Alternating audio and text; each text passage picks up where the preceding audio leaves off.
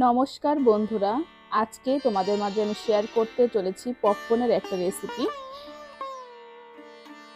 দেখতে পাচ্ছ আমি ভুট্টা দানাগুলো ছুলে নিয়েছি। সম্পূর্ণ প্রসেসিং তোমাদের মাঝে শেয়ার করব। তোমরা এই রেসিপি দেখার পর আর বাইরে থেকে কখনো পপকর্ন কিনে খাবে না, সবসময় বাসায় তৈরি করার চেষ্টা করবে।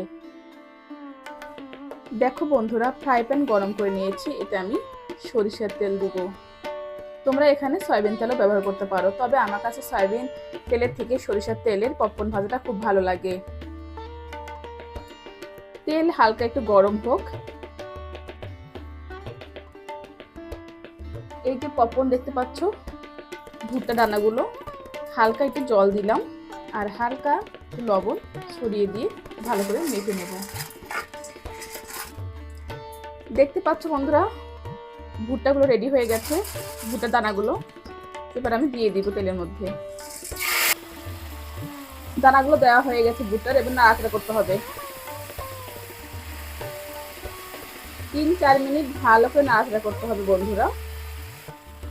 জল থাকার কারণে অনেকটা শব্দ হচ্ছে, তোমরা বুঝতে পেরেছো। এখন কিন্তু জলটা নেই। আমি তোমাদের সম্পূর্ণ প্রসেসিং দেখাচ্ছি। দেখো, অনবরত নাড়তে থাকতে হবে বন্ধুরা।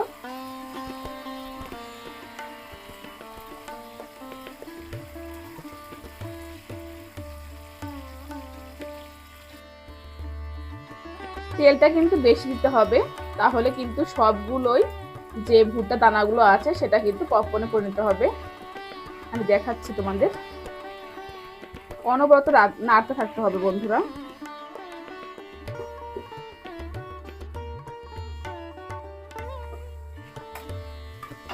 দেখো বন্ধুরা, ঢেকে দিয়েছি। এখন গ্যাসটা একদম কমিয়ে দিতে হবে। দেখো কি সাউন্ড হচ্ছে, দেখো দেখো বন্ধুরা, পপকর্ন কিভাবে ফুটছে। দেখো, চারদিকে ছড়িয়ে যাচ্ছে পপকর্ন। দেখতে পাচ্ছ বন্ধুরা কত সুন্দর পপকর্ন হয়েছে। তোমরাও কিন্তু খুব সহজেই এই পপকর্নটা বাসায় বানাতে পারবে।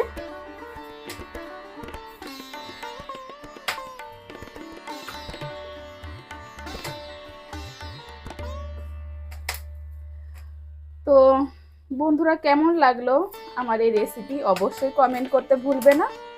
আর যদি ভালো লেগে থাকে তাহলে অবশ্যই লাইক কমেন্ট শেয়ার করতে ভুলবে না। আর তোমরা যারা কখনো বাসায় পপকর্ন তৈরি করোনি, এভাবে কিন্তু তোমরা পপকর্ন তৈরি করতে পারবে খুব সহজে। তো যাই হোক বন্ধুরা,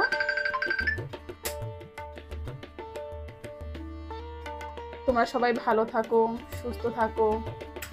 তোমাদের জন্য অনেক অনেক ভালোবাসা থাকলো। টাটা।